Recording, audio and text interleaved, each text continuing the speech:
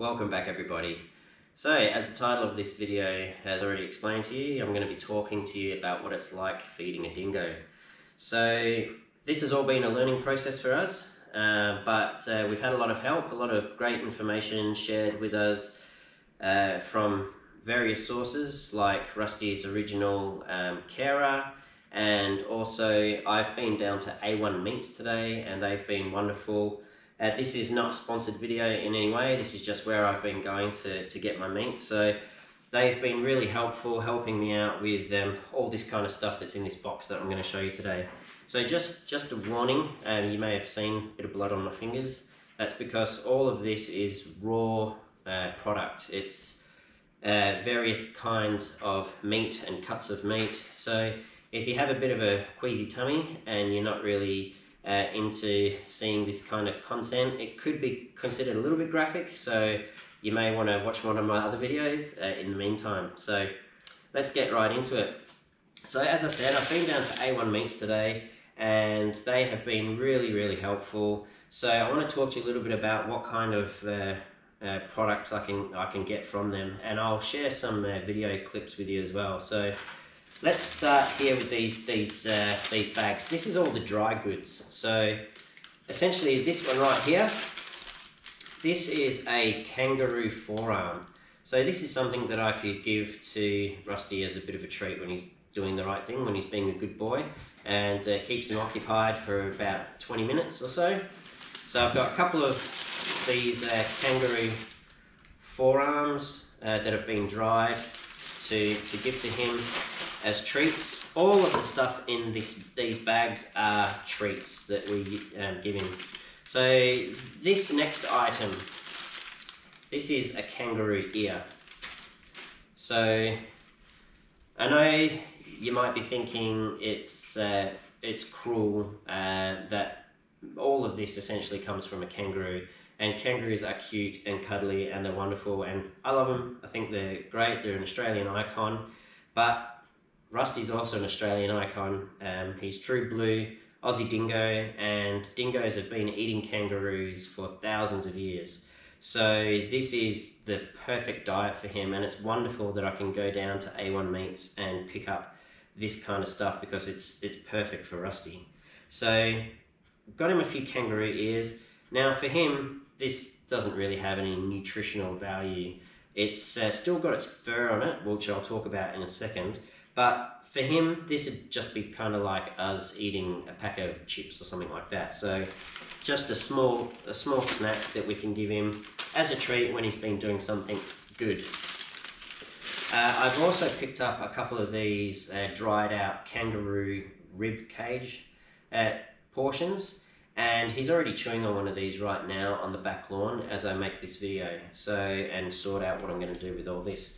So I picked up a couple of these for him also, and I also grabbed these. Now this is a Kangaroo Tendon that's been dried out.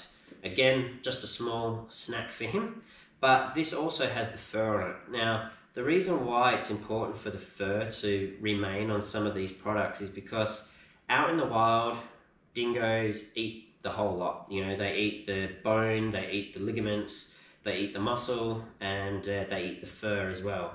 And so what the fur actually does is it creates like a ball inside his gut and his intestines, and as it pushes through, it removes any worms or parasites that may have contaminated his body. So it's a natural dewormer.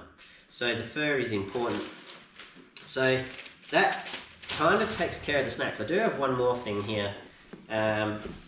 These are Kangaroo Feet. So this is, again, something else that we could give him as a treat. It's got the fur on it, but perfect for Rusty, and I picked up 2 of those for him. So I haven't actually given him feet before. In the past, we've given him like the ribs and the tendons and the rib portions. So this will be a new treat for him, and I'll see how that goes. So that takes the treats out the way. Now let's move on to like his main diet. So he's hardcore carnivore. It's all meat. So in this bag is 3 kilos of kangaroo meat, and Rusty gets about 330 grams of this a day.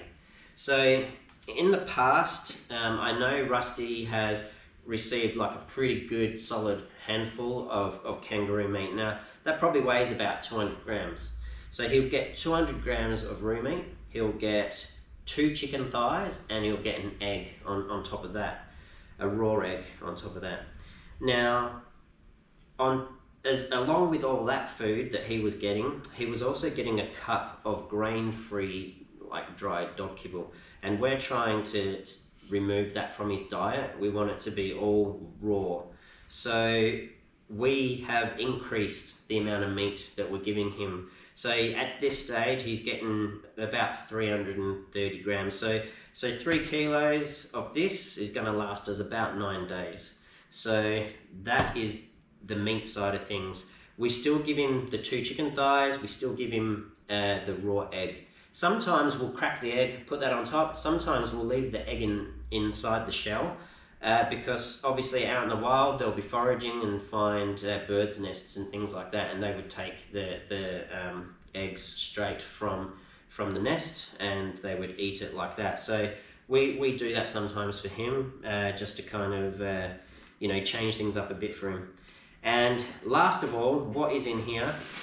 This is a Kangaroo Carcass. Now this could possibly be the most disturbing part of the video, so again, I ask you to use caution and maybe watch one of my other videos about Rusty. But let me open this up and I'll show you exactly what I'm talking about.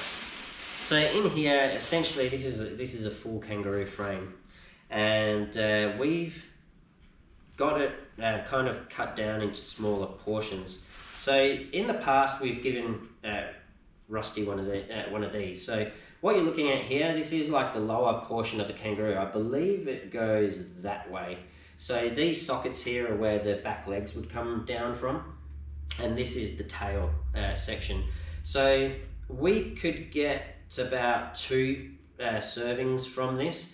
Not a meal time serving. This is again something that we would give him as a treat. So we would chop the tail section off and give him that tail section. There is quite a bit of meat on there, so he would get that, and we would use this for, you know, when we have guests come around our home or something like that. So we'd pop it out on the back lawn and he would munch on that for like a good solid hour. So it gives us time to spend time with our family and with our friends. And yeah, so we'd get 2 portions out of that. These are about $2.50. So all up, everything here cost $40, but it would last us, you know, I mean, just this diced meat here would last us, like I say, about 9 days. And then all this other stuff we could give him, you know, we can freeze sections of it and put it away for a later date. So yeah, what else is in here? The last part of this, I suppose I can show you. This is the Kangaroo Rib Cage. So I haven't actually given him a rib cage yet. So essentially I would cut this into 2 halves, I'm thinking. So I'd slice it down there and give him 1 portion of the ribs. Or maybe just give him the whole thing. And if I was to give him something this large, even though there isn't a high meat quantity of meat on here, I would probably look at reducing his evening meal. So maybe remove some of the chicken thighs. Yeah, so what I've got for you now is a video I'm going to show you. This was actually quite funny. I prepared all this food and I had it sat on the counter. Now all this stuff has to be refrigerated so that it stays fresh, and we can't give it to him cold, otherwise he'll have a lump of cold meat in his stomach, which probably wouldn't be very good for him. So we leave it out on the counter for about half an hour to warm up. And when I was making this video, and he hadn't done this before, but when I was making this video, he actually jumped up on the counter. So I'll roll that footage for you now. This particular mix of roux meat that you see here is offal. So it has kangaroo kidneys and liver and other meats from... I know, mate. Waiting patiently for your food. maybe not so patient. Hey. So, oi.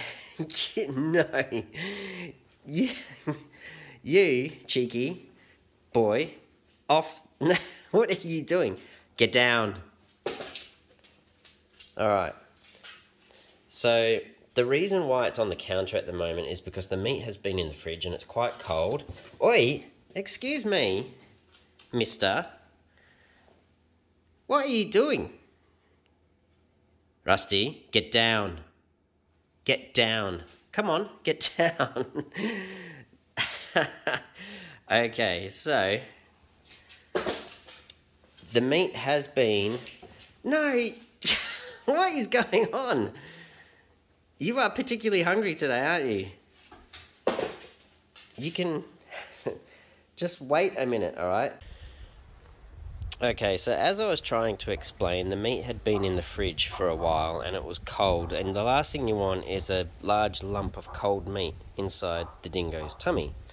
So we leave it on the counter for about half an hour so that it can warm up. And now that we're at that point, he's going to get his dinner. But you're going to wait for your food, mister. Come over here. Alright, sit. Wait.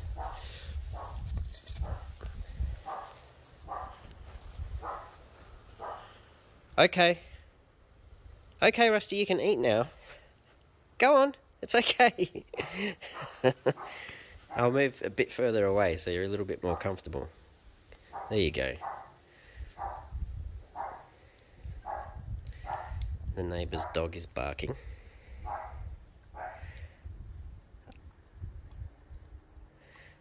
So I actually recorded him eating on another day when the neighbour's dog was not barking.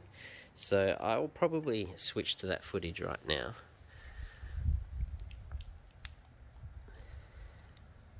You can see a few of his chew toys.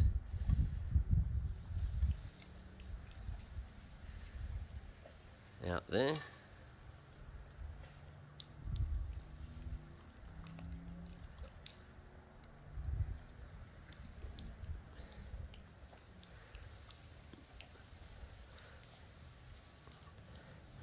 Now, the reason why I've left the chicken egg like that is because sometimes out in the wild, dingoes would obviously come across birds' nests and they would crack those things open and eat them. So I leave it like that sometimes, not all the time, just to kind of create a bit more of a... Oh, listen to that chicken thigh getting crunched up. Yeah, so sometimes I leave the egg whole just to give him a little bit more to play with, I suppose, or a little bit more to work towards to get his food, so he doesn't just chomp it up straight away or lap it up straight away. I did mention earlier that dingoes are hardcore carnivores, but they do actually eat wild grass as well. And I have mentioned this in a previous adventure walk video that I did with Rusty, but I wanted to show you some more footage here because you can see that he's consuming quite a lot of wild grass. I did try to give him a kangaroo veggie blend, which I got from A1 Meats, which is going to be wonderful for domesticated dogs, but Rusty didn't like it very much. He just kind of picked through it. So it's something they do. It's not something they do when they're feeling crook, but it's just part of their daily diet. Now back to me in the studio. Okay, so yeah, so that was quite funny. It shows their athleticism, just being able to hop straight up onto the counter, no dramas. There'd be quite a few dogs that could do that, but this kind of demonstrates to you, what a dingo is capable of. A kitchen countertop like this is no issue. So he jumped up there and I had to cut the footage because I needed to deal with his behaviour, and essentially after I put the camera away and gave him a stern no, he hopped down and it was all good. And now, as a result of that, we put his food up on top of the fridge so that it can warm up, and he won't get to it before it's before it's ready. So I hope this has all been informative for you, and that you've learned a little bit about what it's like to feed a dingo and to look after a dingo. And if you've liked this content, please come back and share in some more adventures with me, and I'll see you all next time.